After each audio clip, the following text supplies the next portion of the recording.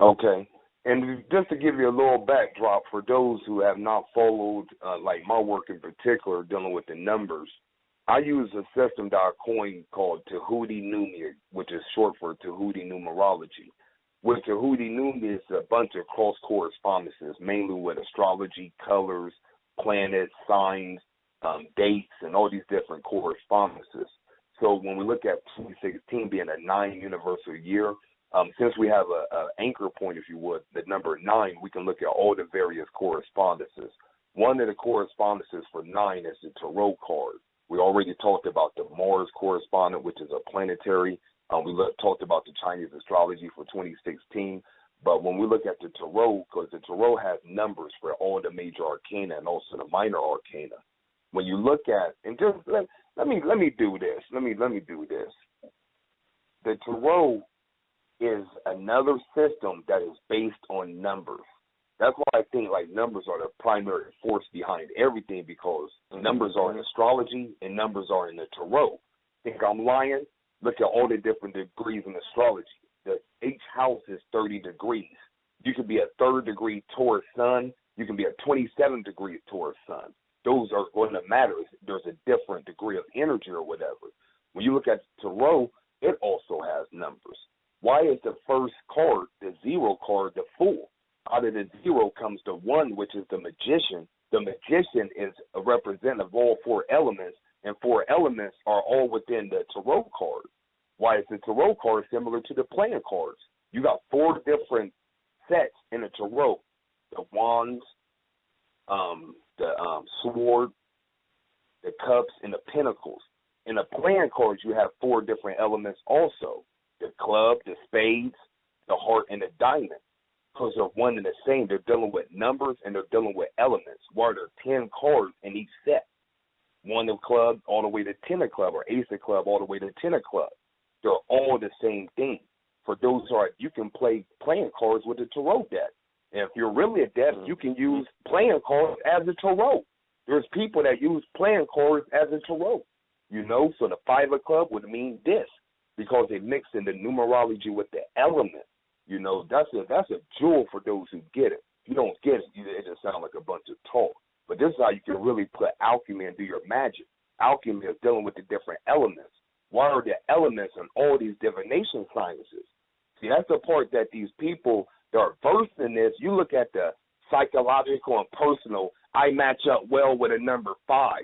It's way beyond that when you look at it on a very universal level, So that's why I'm going to show people during the Tehuti NuMe course, because it takes a certain education to be able to view it like this. You have to take training. For those who don't like to hear that, then you can learn everything on your own. Well, get a book and put it together if you can do it on your own. But if you're going around saying, I don't like number 5 and Leos are all arrogant, then you don't get it, And you got to stay at the level that you're at, So when we look at the number 9, it's going to relate to the tarot card of the Hermit. Just Google it real quick, the Hermit and the tarot card. And the way to study the tarot is to look at the symbology. This is very important because the symbolism taught to your subconscious mind. You can look at a painting, you can look at a tarot, you can look at any kind of pictures or symbol, and you're going to get different information because there are no words. A simple example, if I wrote a sentence on the board and said, John ran up the hill, I told you what it was. John ran up the hill. But if I drew a picture of a hill and a person running up, you can make your own words to it.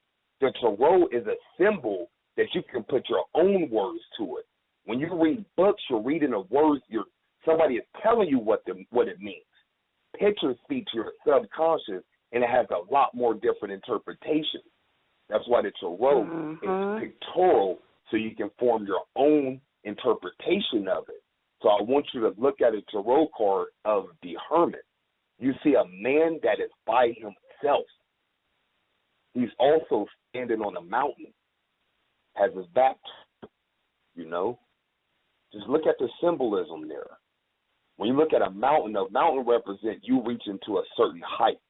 Look in the church, they say, go tell it on the mountain. over, you know what I'm saying? They man, well, and that y'all the Bible though, man, you need to throw the Bible, man, the Bible got your sciences in if you know how to look at it. They telling you what it is, you know? But a mountain represents the height. There's nothing higher on our planet than a mountain. It's the height. So why is the hermit by himself on a mountain? Because once you reach a certain level of enlightenment by going up the mountain, you have less peers around you. You think Dr. Gibson, master teacher, Dr. Gibson, has peers. It's lonely at the top. They tell you that. It's lonely at the top. Why? Because people don't make it to the top. So when you reach the mountaintop, you're by yourself. What is a hermit? He's by himself. What is he doing? He's reflecting on what he's done. You reflect on what you've done when you accomplish something. If you are talking like, I need to do this and wait till next year, we're going to kill him in this. You ain't made it there yet. When you made it, you be like, you know what? We put in work.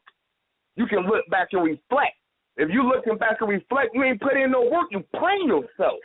You still got work to do. So some of y'all will be like, I ain't coming back to earth. But yeah, you dealing with problems, paying your rent, relationship problems. You still got problems to deal with. But you think you're so enlightened and elevated, you ain't got to come back here. Guess what? You're here because you still got work to do. Only when you exit the body, you get to do a life review and look back. You still got a life to live, so you ain't got time to look back, you know. But the hermit put in work. He's in a class of his own. What does that class of your own mean? You're by yourself. Ain't nobody else with you. You know, you ain't got no peers. Peerless. You know, so that's what the hermit represents. Hermit is a very spiritually enlightened being. Look at the symbology.